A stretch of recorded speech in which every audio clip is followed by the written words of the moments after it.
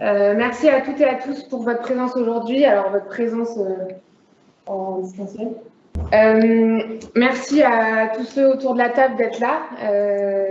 Donc merci Nicolas Terray, Florent Desplanques, Jérôme Guinaud, Dimitri Leroy et David Guilherme qui nous font l'honneur d'être là aujourd'hui sur cette question qui est aussi cruciale que l'environnement. Donc, vous avez le programme de l'après-midi ici. Donc, on va commencer par une petite introduction. Après, il y aura l'intervention de Nicolas Terray. Donc, à chaque fois, les interventions de Nicolas Terray, puis ensuite l'intervention de Dimitri, Jérôme et Florent, ce sera à peu près 40 minutes et puis il y aura 20 minutes d'échange. Donc, si vous avez des questions, soit vous les mettez via la messagerie, soit vous pouvez aussi lever la main et pendant les 20 minutes d'échange, on pourra échanger un peu plus directement. On démarre tout de suite sur quelques éléments sur les enjeux autour de l'éducation à l'environnement. Donc, je ne vais pas revenir sur des chiffres et des rapports nombreux et récents sur les conséquences importantes du changement climatique et de l'évolution de l'écosystème dans lequel on est. On voit quand même que chaque année, le jour du dépassement avance. Donc, le jour du dépassement, c'est la date à laquelle on a consommé l'ensemble des ressources à notre disposition et que la Terre peut nous offrir. Et en fait, certains scientifiques amènent l'idée qu'on est rentré dans l'ère de l'anthropocène, dans l'idée qu'en fait, l'activité humaine a modifié de façon durable les conditions de vie sur Terre. Même si on s'arrêtait d'émettre des gaz à effet de serre dans 10 ans, il y aurait de toute façon des effets d'emballement du fait d'une quantité importante de gaz à effet de serre qui a été injectée dans l'environnement. Donc ça, c'est des données assez générales sur cet anthropocène. L'objectif de cette introduction, c'est aussi de mieux comprendre les obstacles et les problèmes posés aujourd'hui et qui expliquent la difficulté à changer de mode de vie et de mode de fonctionnement. D'abord, le premier concept, c'est l'idée d'anthropocentrisme. Donc l'idée de l'anthropocentrisme, c'est le petit schéma qui est sur la gauche, c'est l'idée que l'humain se place au-dessus de toute espèce et de toute forme de vie, c'est-à-dire que l'homme considère la nature comme un ensemble de ressources à sa disposition qu'il peut utiliser pour ses besoins, son bien-être. Donc on l'utilise, on la pollue et on a un impact bien plus important par rapport à d'autres espèces sur l'écosystème. Et on peut même, quand on se questionne sur l'idée de protéger l'environnement, qui peut aussi se relayer à cette posture anthropocentrique, où en fait on la protège mieux pour mieux l'utiliser encore plus derrière. À l'inverse, la posture écocentrique, qui est plutôt à droite, c'est caractérisé par le fait que tous les composants de l'écosystème ont une valeur en soi. Il n'y a pas forcément de hiérarchie, mais l'homme fait partie de cet écosystème comme toute autre composante de ce système-là. Et donc ça, c'est un concept qui est important à comprendre puisque dans la vie de tous les jours, on aurait tendance à dire, par exemple, si on se remet dans l'histoire de Notre-Dame-des-Landes, les pro-aéroports avaient tendance à dire il n'y a rien à cet endroit-là, c'est-à-dire que pour eux, il n'y a rien d'activité humaine, donc il n'y a rien. Et pourtant, il y a des écosystèmes. Et donc, quand on se place dans une posture plus écocentrique, cette valeur-là, ces écosystèmes-là ont aussi une valeur en soi. Voilà. Donc, cette posture anthropocentrique, elle permet d'expliquer aussi l'éloignement qu'on a de la nature et donc le décalage qu'on a. Nicolas Terray reviendra notamment aussi dessus, sur cette idée que la nature, elle est à l'extérieur de nous. C'est quelque chose qui nous est étranger, extérieur et dont on s'éloigne progressivement. Un autre élément important à avoir en tête, c'est une forme de déni. C'est un biais un peu cognitif sur la question de l'environnement. C'est l'idée qu'on a un décalage fort entre les connaissances qu'on a, c'est-à-dire qu'on sait que la situation elle est grave, et donc c'est quelque chose qui est dans notre conscience, et en même temps on a du mal à modifier nos comportements collectifs et nos préoccupations du quotidien. Et donc on a une forme de décalage et de contradiction difficile à gérer de ce point de vue-là, qui amène à une forme de déni, de peur et d'évitement de ce problème. On a aussi plusieurs autres freins cognitifs, notamment l'effet rebond. Alors l'effet rebond, en fait, il permet de comprendre un effet un peu pervers lié à la réduction de notre mode de vie, notamment sur la consommation énergétique. Il correspond au fait, de consommer plus parce qu'on a acheté ou investi dans quelque chose qui va nous permettre de faire une économie d'énergie. Par exemple, on va isoler notre logement parce que ça va nous permettre de faire des économies d'énergie. Mais derrière, on va augmenter le chauffage pour plus de confort et donc finalement, ça va compenser en fait l'économie d'énergie qu'on avait fait avant. Pareil, par exemple, sur une voiture plus économe, qui va en fait nous amener parfois à se dire bah, j'ai une voiture qui consomme moins, mais du coup, je vais aller plus loin ou je vais l'utiliser pour plus de choses ou aller en vacances un peu plus loin. Donc ça, c'est un effet qui est un peu pervers, mais qui est intéressant aussi à voir dans notre mode de vie. Un autre élément intéressant, c'est le décalage du point de référence, qu'on peut aussi appeler amnésie environnementale générationnelle. C'est l'idée qu'en fait, on abaisse progressivement notre seuil, notre cadre de référence de l'environnement naturel dans lequel on vit.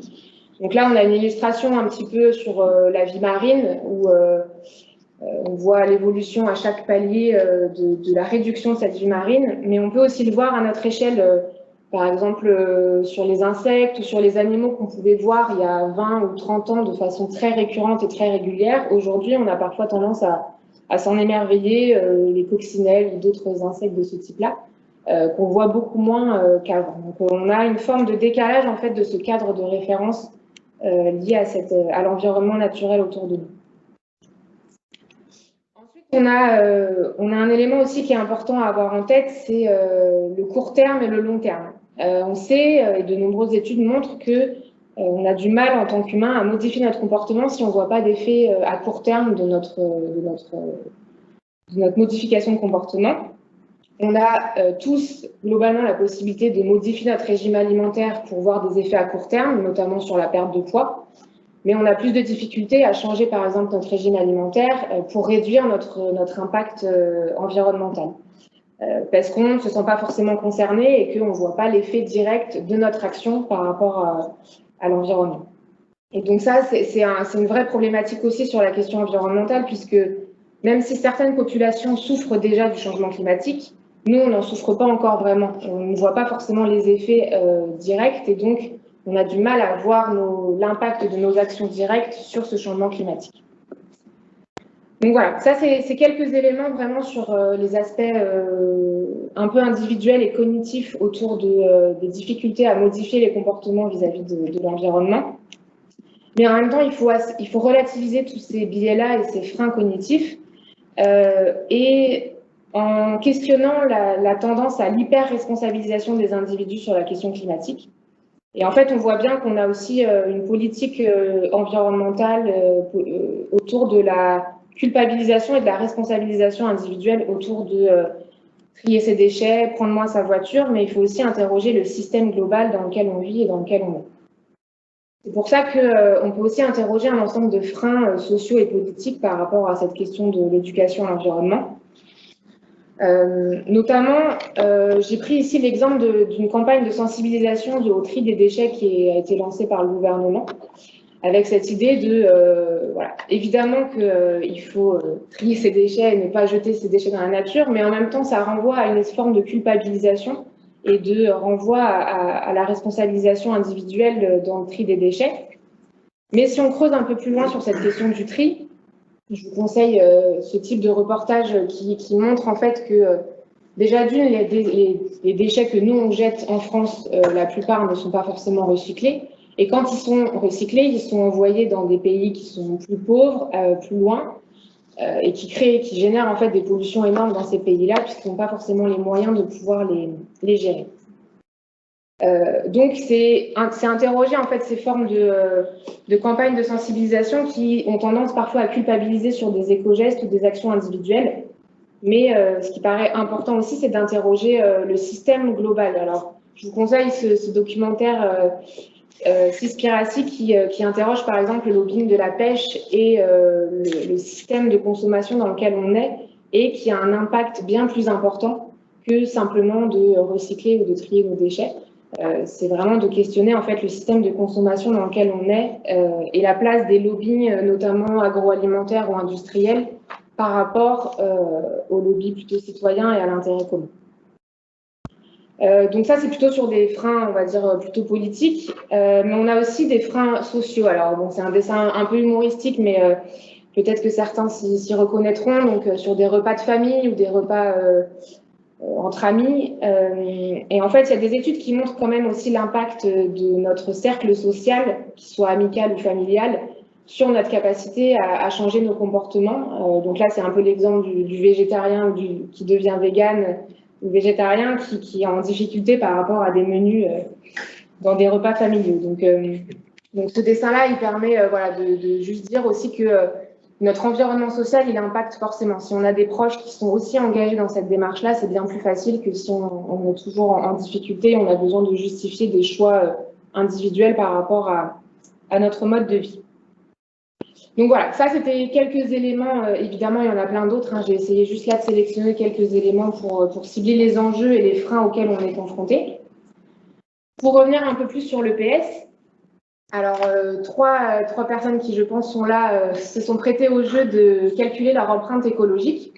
Donc une enseignante d'EPS, une étudiante ancienne sportive de haut niveau et puis un inspecteur pour calculer en fait notre impact carbone à l'année.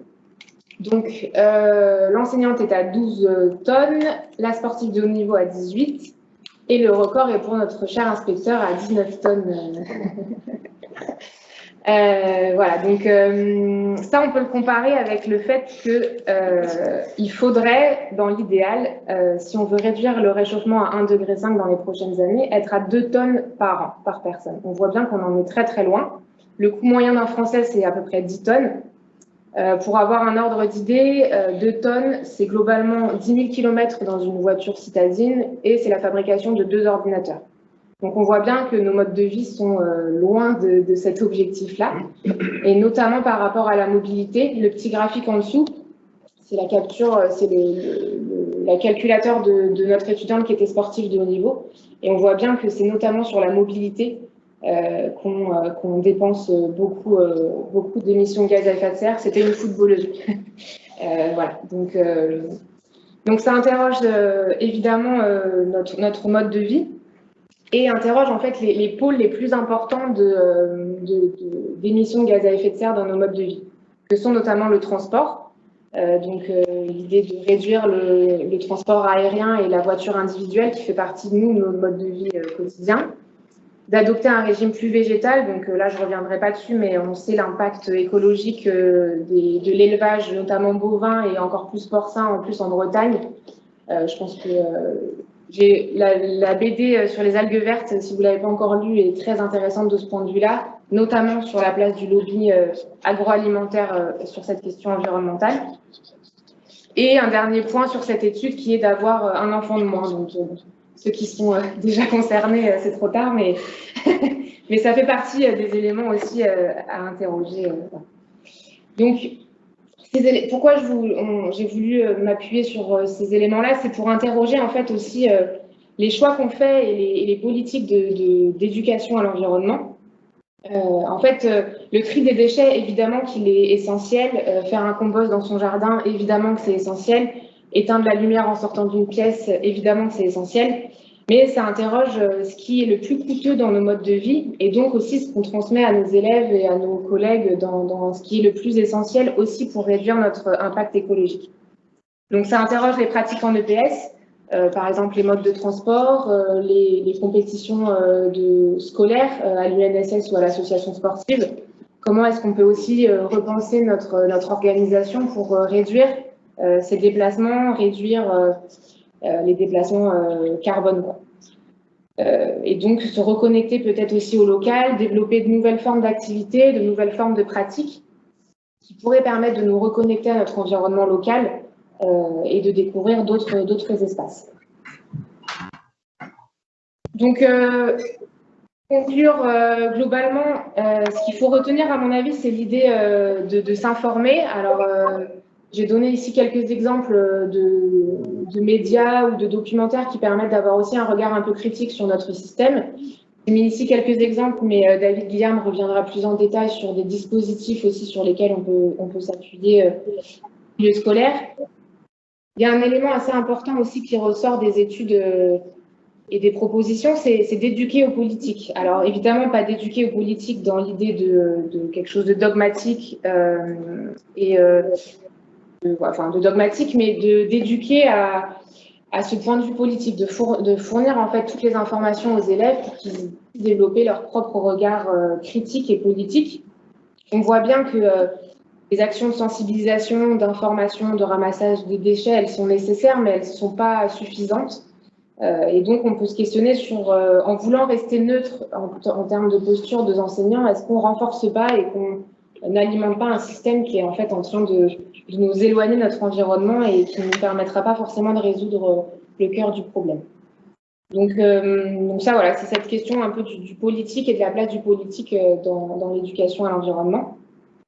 Et puis, évidemment, donc ça va être la transition avec l'intervention de Nicolas Terret aussi après, c'est aussi repenser notre rapport à l'environnement.